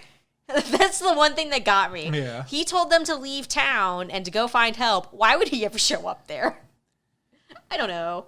But then he starts looking outside, and people are going about their usual schedules that they have every day. He's pointing out people. He's like, oh, that's Mrs. Smith who goes to the grocery store every Wednesday, and this is blah, blah, blah. I will say also, there's a mirror behind them. I'm 80% sure I saw a camera guy. Oh, I didn't pay attention to that. But the thing is, he then mentions that it's way too early in the morning. It's 7:45. And this town is hustling and bustling already. Right. It's 7:45 in the morning. The bus shouldn't be running yet. The next bus won't even arrive until 8 a.m. Why is it that everyone is going about their morning routine this early in the morning? And then some people get off the bus and he goes, that must be why, because there are people visiting. And then this is the other thing that scared the absolute piss out of me, is everybody turns and starts to just walk silently into the middle of the road, into one spot, after a police car pulls around the corner and just stops, almost like a signal. Yep, there's a cop car that was parked there, turns on siren, drives around the block, comes back, turns the siren off. And parks in the exact spot that it started in. And I think you literally looked and you said, what the fuck? Yeah, that was freaky. That was so eerie because literally everybody just stops whatever they were doing. Just walks into turns, like this island in the road. And when I say they turn, I'm not talking like they lazily turn. They almost snap into direction, as like almost like an army. Like when you see like an army turn, it's almost like that, where they all just turn at the same time and all walk silently to this island in the middle of the road. And then a bunch of trucks. And what I love from this part too is that we see this whole thing from the office window perspective. We don't see anything close up. No. We see what Miles and Becky see of just the shot sea from of people just descending upon this one spot. And people are coming like. And again, there's no music. There's no music. No one is talking, and they don't just start to come from the sides of the road that we see. They clearly start coming from between buildings and out of buildings and. Coming from places that we can't see. What were a few people in the streets that were bustling starts to become hundreds of people silently stepping into the road. And then these pickup trucks pull up. And they very slowly pull up. And the police officer steps up and opens up. They got these tarps on top of them. So you can't see what's in them. And this police officer pulls out a piece of paper and just starts to read. And he's reading truck 1, truck 2, truck 3. And he starts naming places. This street, Harris Street, truck 1. Starts naming towns. Harrisburg, truck 2. They take the tarps off of these trucks. And people are walking up to them and they start pulling out pods. They're full to the brim with pods. Mm-hmm. And we hear Miles say that the places they're talking about are neighboring cities and towns. Cities. And that these people are infecting the entire country. And they start taking the pods and loading them into their cars. And they get in their car once all of the places have been read. And they go back to normal lives. They take their pods wherever they're supposed to go without saying a single word. And it is so effectively done. I was genuinely scared. Like I said, this was the other point of... this was the second point. There were 3 points. I realized there was another point that actually scared me in this movie. And it was fucking scary. It was real creepy. It was so creepy. They never say a word. They just drive off. So they decide, like, okay, we have to get out of here. We need to go to the highway. The highway is our point of salvation. So Jack and Kaufman show up. And they start talking. There's a knock on the door. They're like, oh, it's Jack. Let him in. Yep. And so they let him in, and Dr. Kaufman's there.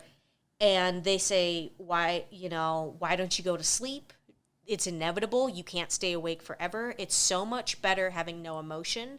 Because that light in their eyes has gone out. Yep. They've been snatched. Yep. And they try to convince them to be taken over. And they say that the Snatchers were seeds that drifted through outer space. They landed in a farm and grew into any form of life that they wanted to take. And they decided to go into the likeness of people and take over their minds and create a society that could be exactly the same. no emotions, no nothing. Emotions get in the way. Life is so much easier without them. There's no need for love. Nope. So they're going to lose their humanity. They have to sleep eventually. They cannot stave it off. And as forever. Miles says, you don't have a need for feelings. You only have the need to survive. Which, a lot. That's just kind of how plants are. They just keep surviving. Yeah. Which makes sense if, just a plant could, talk and stuff. It would just want to survive. Right. So, they don't use faith. There's no feelings or emotion. So Miles and Becky are kind of like left in the room to like discuss what, like they're like, look. They bring in a couple of pods and set them in the other room. And they're like, look, let us have a couple moments here to like talk like one last time. Because Jack and Danny, they say like, we don't want to hurt you. We just want you to join us. Yeah. So they lock them in the office. Yeah, they don't want to hurt anybody. They just want them to be assimilated. Yep. So, yeah, they lock them in the room because they have to go to sleep eventually. They can't stay awake forever. And this is where the movie commits a sin, because I've talked about this in past movies like this. So, Miles decides that they're going to fight for it, and he decides to pull out some drugs to drug them. I will say, before that, there's actually a... What? Go ahead, sorry. There isn't anything really important before this. No, it's just Becky just breaks down crying, and I just really like her acting on that. Oh, fair, she does. Yeah, she says... Well, because she's like, I want to love. I want to love and to be loved. And she looks at Miles like, I want to have your babies. It's just like... Yeah. I just felt really bad for her. Yeah, she does have that moment. And that's, I think, what makes him want to continue to fight. Because I think at that point... he realizes they're done for, but she kind of has this breakdown that makes him realize, no, we can still do something. And he's like, look, it's me against 3 of them because I believe Officer Nick is also there. Yeah, there's Nick, Danny, and Jack. Yeah. And she's like, no, it's 2 against 3. I'm still here. So the movie commits a sin here where he's like, I'm going to draw some drugs. And it takes him forever because we have to watch him pull out the drugs and pull the vials and check the vial. Like, it takes... This is one of those points where it's way too long. I feel like they were using this to build up some tension. Because, again, they don't use music here. But I feel like this is a point where they could have used some suspenseful music, at least. It's just, like I said, a lot kind of... boring. Well, a lot of movies in the 50s commit this sin where we cut at some points, but then others we, like, in fucking Killer Shrews, where we had to watch them walk down the dock for 10 goddamn minutes. Yeah. We have to watch him pull drugs from the vial and flick the fucking needles and check everything for way too goddamn long. And it's the sin that it commits because I hate when that shit happens. A reminder that this is still a flashback.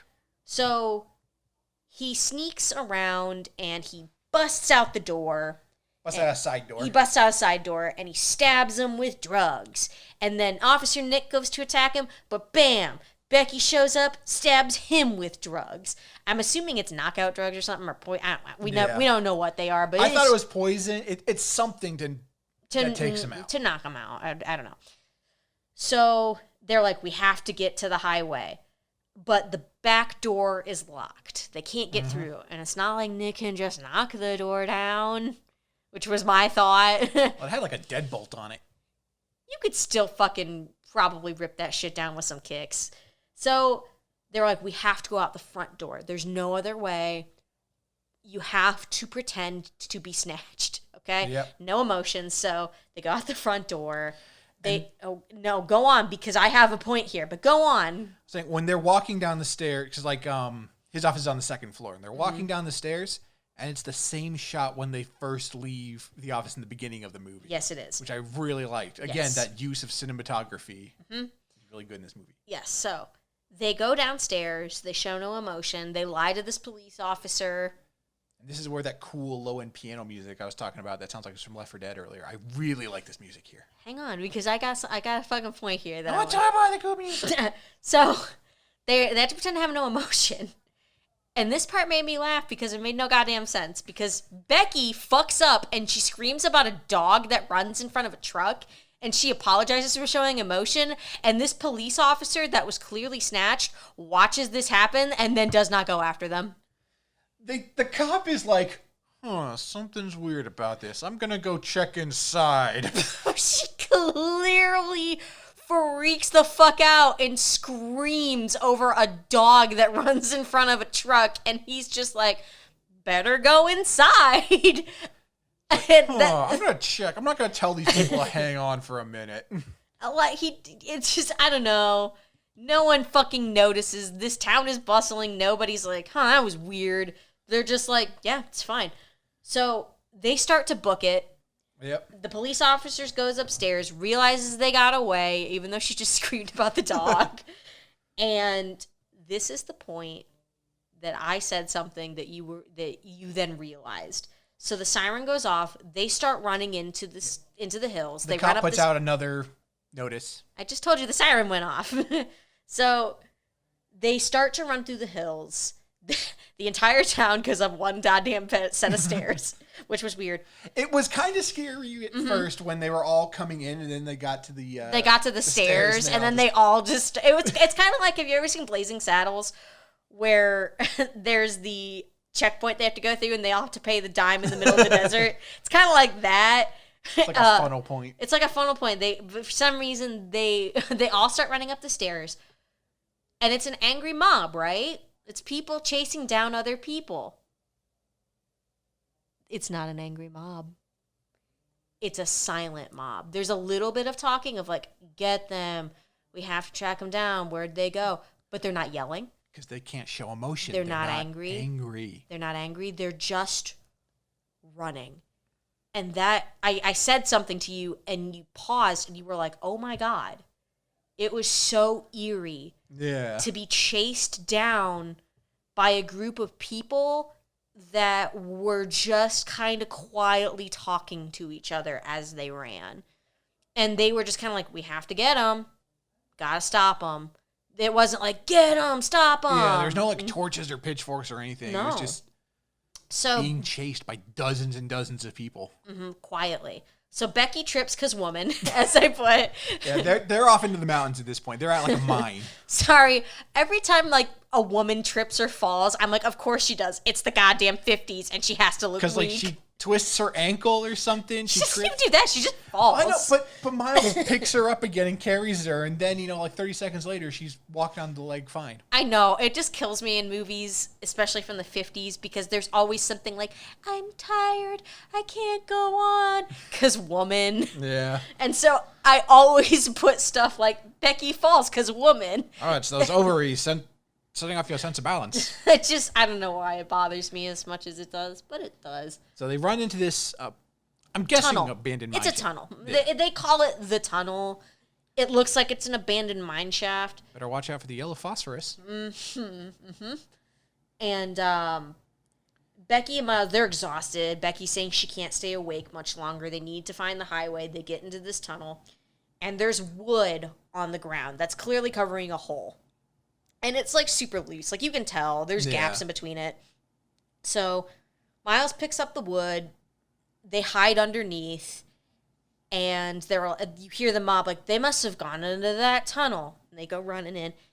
Now, I don't know if you noticed something I did. But did you notice that a dude's foot, he trips. It goes between the wood. The wood moves. He clearly trips. No one then thinks to move the wood that clearly moved. And this wasn't an intentional thing. No, clearly this guy just happened to trip, and that's the shot they had to go with because this film was filmed in 19 days. And yeah. And he just trips and keeps going, and this isn't like a huge hole or anything. Like they're laying down. There's maybe a couple of feet. Maybe. Like, they have to lay down in the hole. You're not standing. Yeah. Like, they're laying. So, if they did move the wood, they could not get away. It's actually another very tense shot at one point where it's filmed from underneath the wood of just their faces and, like, shadows going above them. Yeah, just hearing all this. All the feet. Stomping. Mm-hmm. It's actually really a very well done shot. Of them hiding, but it just killed me that this wood clearly moves more than once and nobody stops to move it, and I had to make note of it because it made me laugh. But it was actually, that unfortunately took away a little of the tension when that guy tripped. I was like, oh no. So yeah, go on. So the mob goes down into this tunnel. They can't find him because it's not a very big tunnel. So they turn around and come back out. Yep, so they keep leave. Scouring the hills. And then they hear some music. There's some time that passes. Yeah, they find like a spring or a puddle or something, splash some water on their face. I was assuming it was like a freshwater spring of some kind. Because they're exhausted. They're trying to stay awake. Becky keeps saying she can't stay awake much longer. They've probably been awake for 2 days at this point. Yeah. I'd be tired. This is no longer tired because woman. This is now tired because no more drugs. Yeah. So they still want to make it to the highway. They hear music. And clearly, if there's music, there has to be people, right? It means there has to be people. So Miles sneaks out of the tunnel, and he peeks out, and they see a farm. And there's greenhouses. And unfortunately, it's not people. What is it? It is more Snatchers with fields of pods. And the music happened to be coming from the radio in the truck. Yep. It just happened to be on. It's the idea of he peeks over the hill and you even hear like the song ends like this is WBR 24. Yeah, Woodburn. but it just you can hear where you actually hear almost like the hopelessness as he realizes that he's not saved, that they just happened to have the radio on. Because he went and looked over the ridge. Becky stayed back at the tunnel. Right. He was expecting that he was going to look over this ridge and that there would be people there that could help, and that they, for whatever reason, had the radio on because he heard singing and he thought maybe people were singing. It was some very nice singing. Mm-hmm, yeah. It was very calming, relaxing kind of stuff. Right. And like you could have maybe mistaken that it was just a small group of people singing. Which would be a little weird out in the hills, but even still, you would think that if someone's lost their humanity and their will for emotion, that they wouldn't be listening to music, which is I think what he was thinking. So when they goes over the hill and sees that it's not people, it is doubles, it's these body snatchers, and that there are thousands of pods that can be seen stretching into the distance. And then the radio just happens to kick on and say the name of the station, and then kind of drowns out. I think it drowns out because that's supposed to be him having a feeling of hopelessness that they're not saved. So he goes back to Becky, who cannot stay awake. There's one thing I want to say here about the actor that plays Miles. Yeah. He does a really good job of running like someone who's tired. He does actually. It was a weird thing, but when he was coming back into the tunnel and just seeing how exhausted he was moving. Well, he trips very deliberately. Like he's not really moving his arms, just kind of slumped. He's slumped. He's dragging himself. He's clearly a man that is so tired that he can no longer function, but is trying to push himself to function. And now he has to help Becky, who also cannot function. He's dragging her out of the tunnel. I'm not sleepy. I'm just resting my eyes. I'm just resting my eyes. Shut up. Don't make fun of me. I would be snatched immediately. I would too. Because I have a great habit of Gus goes to bed and I stay awake and I fall asleep 20 minutes later on the couch. This happens all the time. It probably happened tonight. No. Anyway. I fall asleep after 30 minutes. Ooh. So Becky, I wrote Becky's stupid ass can't stay awake. I don't know why I wrote that, but I thought it was funny. But I can stay awake till midnight. I want to watch the ball drop. So he's dragging her, and she falls asleep for a fraction of a second. She's just out. She falls asleep. And that's all it takes. It's all it took. She was so close to the brink because she was so close to the brink of being snatched at that point that as he put it, in a flash, she was gone. Yeah. She went, and that I think you can even make the case that she didn't fall asleep. She passed out. She passed out. She literally was to the point where she could not stay awake anymore. And then instantly she woke back up, fully alert. She's one of them.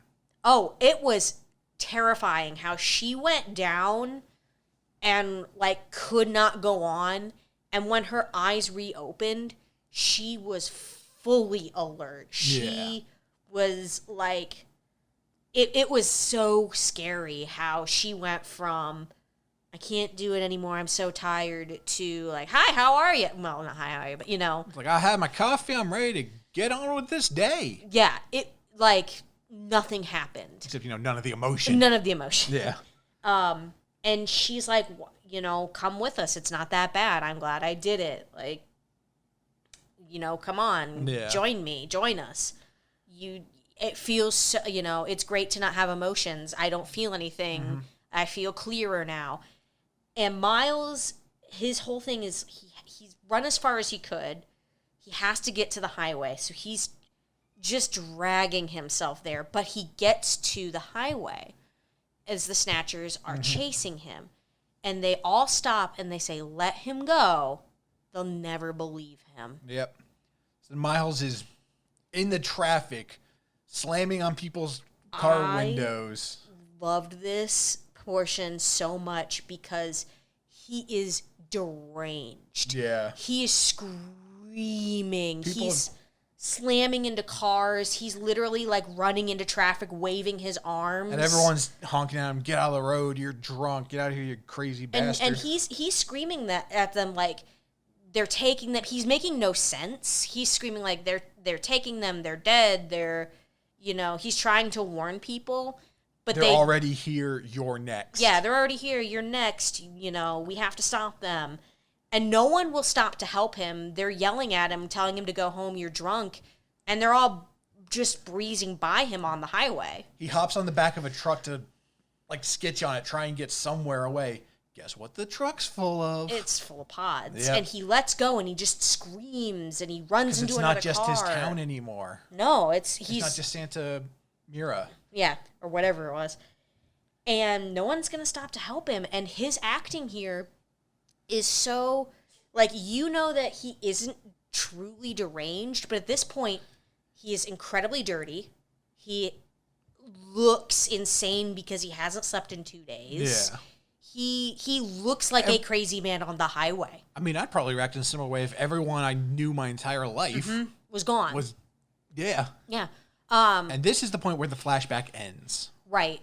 And the one thing I want to say is kind of how he looks is, have you ever been to like you'll know what I mean. Have you ever been in New York City where you see like the end is nigh, like someone screaming on like proselytizing and they look crazy?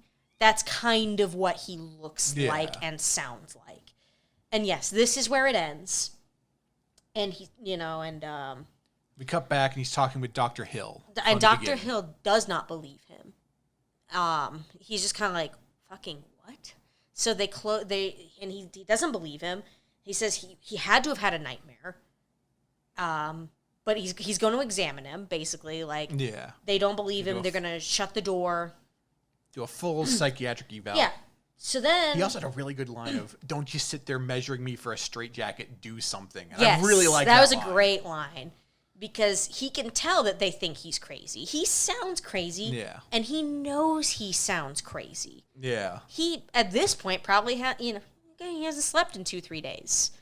So they don't believe him. They go to leave, and another man gets brought into the hospital on a stretcher, and they said he was hit by a Greyhound bus. And they said that they had to unbury him from something rather peculiar. A bus full of seed pods that tipped over on the highway? Question mark, question mark, question mark. Dr. Hill's looking back at Miles, and he's just like, oh my God. He's right. Yeah. Oh my, yeah. He then realizes in that moment that Miles is in fact not crazy. And then he starts talking with the cops that brought in Miles. He's like, get everyone on the horn in the area. Get me the FBI. We got to do something about this. And then the movie just ends. The end comes up on Miles's face as he's looking, again, still deranged, but also triumphant as he's leaning against this door. I wrote panicked, but relieved. Yeah. And we just have the end pop up under him. We never. It ends ambiguously, like a lot of movies in the 50s do, but not. You know what? Not in a way I minded, because it doesn't need to continue on and tell us that they burned them all or whatever. You just have to believe that they managed to do it somehow. Yeah. Or maybe they didn't. You never know. I don't know if the 70s movie ever goes into it or not, but we don't know. I'm trying to think of the right word for it. Not non-fulfilling, but that like cliffhanger ending. Ambiguous. Yeah, that ambiguous ending was much better than the one in God Monster. Oh, yeah, that ending that made no goddamn sense. Yeah. The body snatchers were the God Monster. All along. All along. The real God Monster were the friends we made along the way. No, that was the real body snatchers were the friends we made along the way. So yeah, that's the movie. Yeah, Invasion of the Body Snatchers. I liked it. It was so good. I wanted to pick a good movie because we had watched so many bad ones. And I really wanted to watch Space Amoeba, and I was mad that I couldn't. And then I was like, fine, I guess we're watching Invasion of the Body Snatchers then. But I knew it was really good because I had already seen it. It's so good. It's a really, really well-made movie about humanity and what is man. The 1950s were all about existentialism, which is what this movie is about. It's about the existential crisis and what is man and what is feeling, and can you be a human without love or feeling, and sociopathy and that sort of stuff. Yeah, it was really well done. I really enjoyed it. Yeah, and again, I see a lot of the influence on other movies, especially They Live. That's the one I kept seeing, like the influence of where this came from, or at least where They Live got the idea from. I really enjoyed it. Yeah, it's weird to think that Don Siegel went on to fucking make Westerns when he made Invasion of the Body Snatchers. It just seems weird. I mean, it's not a bad thing. I mean, he did go on to also direct Escape from Alcatraz, and I believe that film won a lot of awards. I'm trying to remember. It also starred Clint Eastwood. We can't do that movie, though. It's not a B movie. Because, he ended up having a great career with Clint Eastwood because he was also in Dirty Harry. Oh, okay. Yeah. So we should have known that this movie was good because I just checked on Rotten Tomatoes. Yeah. It has a 98% critic review. I told you it was really good. Yeah. 85% audience, too. The like I said, the 70s remake also actually has pretty good ratings.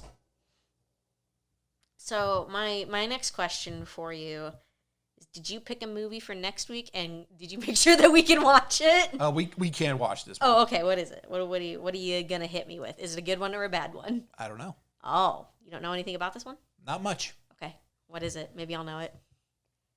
You'll know it. I was there when we bought it. Oh, God. Because we are going to watch El Santo versus the Riders of Terror. Oh, my God. We're watching El Santo movies? We're going to watch an El Santo movie. I'm so excited. I hope we watch a million of them. Greatest luchador to ever live. That's not even a lie. That's just the truth. Like, that's not even an opinion. That's objectively true. Like... Come on, man. And that we have on DVD, so unless the DVD is really fucked up and scratched and we can't watch it, we'll be watching that one next time. It won't be because we bought it from HPB. Fair point. Half Price Books. And let me tell you, I used to work there before I got laid off, and we scrutinized that shit. Yeah. But, maybe I'll make us watch, since we can't watch Space Amoeba. I had another movie picked out that maybe we'll watch for my next pick, too. I've never watched an El Santo movie. I haven't either, actually. I wrote a paper about him. I know you did in college. Yeah. I did really good on it. Yeah, I know. Really well on it, I should say. There you go. I say as I talk about how well I did in my paper and I get grammar wrong. But yeah. Are you kidding me? Our grammar is terrible in this podcast. I talked about having to take an angry shit at some point. Anyway, so we're gonna watch some El Santo movies. Yeah. Because we have it on DVD. So, final thoughts. Did you like this movie? I did. Good. It was scary, but it not in a... Not a really... It was scary in that, like, it unnerved you way. Yeah. It was unnerving. I wouldn't call it scary. I would call it unnerving. It was a thriller. I really enjoy sci-fi movies where there isn't a ton of, like, physical sci-fi elements sometimes. You know, like, we had, like, The Pods. That was about as sci-fi as it got from, like... In terms of like a monster or something. Yeah, like there was no crazy monster. There are no sci-fi guns or anything. And don't get me wrong. I love something like Star Wars or the Avengers movies. I love crazy all-out sci-fi. Yeah. I mean, I like these takes sometimes. Yeah, I mean, when we decided to do this podcast, we even said like it's not all gonna be 50s monster movies. That, you know, we specifically wanted to do pre-2000s, with a couple of exceptions, odd B sci-fi fantasy films. I've got some fantasy films I definitely want to cover. Conan the Barbarian at some point. It's just we've really been focusing on sci-fi because they're such an easy fucking target. Yeah. So yeah, you go ahead, plug them socials, because I don't know. I actually don't know them yet. You made them all. All right, we got socials. Yeah. So if you want to follow us on Twitter, it is at 20,000 podcasts. That is a 2 with 4 zeros and podcasts. Thanks. Our Instagram is it came from 20K pod. Ooh, we have an Instagram? What are we going to post there? Just fucking whatever? Yeah. You want to post stills from the movie. Oh, yeah, that's a good point. Or if we're like, oh, yeah, fucking... Post some reference pictures. Yeah, that's a good point. Maybe we can post a picture of that pod later. Yeah. Anyway, go on. And if you really want to contact us directly, we have a Gmail as well. Whoa! Yeah, it came from 20kpod@gmail.com. I didn't know we had an email. Email me. I'll email you back, maybe. I won't. I might. So yeah, we're only 3 episodes in, but if you got some good feedback or some not good feedback, but don't be a dick about it. If I cry, I'm blaming you. I cry easily, nerds. I cry at commercials. We are open to constructive criticism, is what I'm trying to say. I'm not. He is. I'll cry, then you'll feel bad. Yeah. You can also send any movie suggestions if you know of some fucking buck-ass wild film we have to watch. And also, we're open to foreign films. Like I said, I was going to make us watch Space Amoeba, but couldn't. I mean, we're going to watch a film from Mexico. Exactly. So if you know some buck-wild B movies from, like, Italy or something that we should really watch. As long as we can watch it with captions. Some of these movies are hard to find. Yeah, I really don't like dubbed over pre-2000s films if I don't have to watch them. There's a few exceptions, but... Maybe I'll make you watch one sometime just because I know you don't like them. My problem with them, as I told you before, not on the podcast, is that they really change the script a lot of the time, where they will change the meaning of the film sometimes, or just they don't convey the emotion that the movie is going for because they're just so terribly dubbed, and I hate it. So I much prefer watching them with subtitles so you can actually hear, the acting. Yeah. Or, but the dub is what makes them so bad and so good. I mean, I do have Ultraman, and I do watch Ultraman dubbed sometimes because it's really fucking funny. Especially that dubbed song, Ultraman. All right. Is there anything else you want to discuss? This movie was real good. Yeah. Definitely go watch Invasion of the Body Snatchers. Don't watch any of the other movies we've fucking pointed out so far. Maybe we'll watch the remake sometime. Do a little compare and contrast. I definitely plan to watch the remake down the line. It's on my list of movies to do. I almost thought about going and watching the 76 version first, but I was like, nah. Let's watch the original first. Okay. All right, and with that, this has been It Came From 20,000 Podcasts. I'm Gus. I'm a nerd. I'm Caitlin. We know that. It's just an addition. Oh! I hope I didn't just blow out the audio. And thanks for watching. Follow us on Twitter and Instagram. They'll be in the description for all this. Spread the word. Podcasts live and die by word of mouth these days. So if you like it, give us a share, please. We'd really appreciate it. If you don't tell me or I'll cry. Don't do it or she'll cry. Then I'll have to deal with it. He lives with me. Thanks for listening, everybody. Bye. Cry. I just really want to. I will cry.